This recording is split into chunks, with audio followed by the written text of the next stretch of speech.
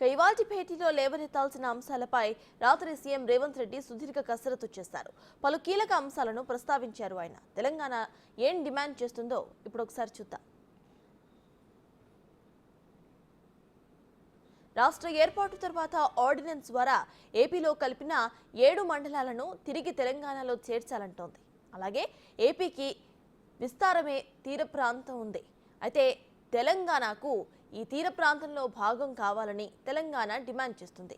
అలాగే తెలుగు ప్రజల ఆరాధ్య దైవమైన తిరుమల శ్రీ వెంకటేశ్వర స్వామి అలాంటి టీటీడీలో తెలంగాణకు భాగం ఇవ్వాలని ప్రధానంగా తెలంగాణ డిమాండ్ చేస్తోంది.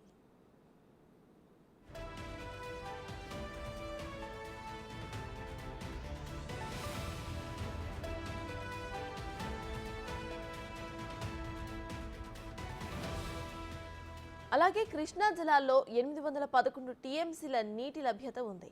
అంతర్జాతీయ నీటి పంపిణీ సూత్రం ప్రకారం క్యాచ్మెంట్ ఏరియా నిష్పత్తితో నీటి పంపకాలు జరగాలి. అదేవిధంగా తెలంగాణకు 558 టీఎంసీల నీటిని కేటాయించాలని తెలంగాణ అంటుంది.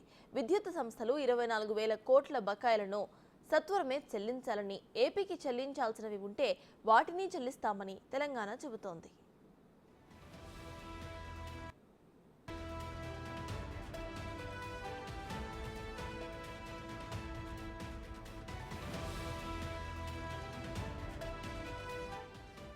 సీఎంగా బాధ్యతలు చేపట్టాక విభజనకు సంబంధించిన పెండింగ్ అంశాలపై సీఎం రేవంత్ రెడ్డి ప్రత్యేక దృష్టిని సారించారు. అపరిష్కృతంగా ఉన్న అంశాలపై నివేదిక ఇవ్వాలని అధికారులను ఆదేశించారు.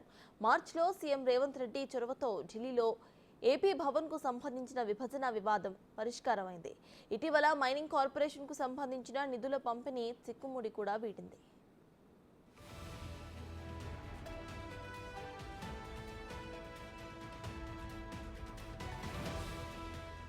ఇదే సమయంలో ఏపీలో కూటమి ప్రభుత్వం ఏర్పడిన తర్వాత విభజన అంశాలపై చర్చిద్దామంటూ సీఎం రేవంత్ రెడ్డి చంద్రబాబుకు లేఖ రాశారు.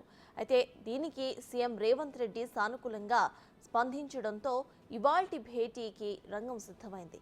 ఈ సమావేశంలో ఇరు రాష్ట్రాల ముఖ్యమంత్రులతో పాటు పలువురు మంత్రులు, ప్రభుత్వ ప్రధాన కార్యదర్శులు, ఆర్థిక శాఖ కార్యదర్శులు పాల్గొనే అవకాశం ఉంది.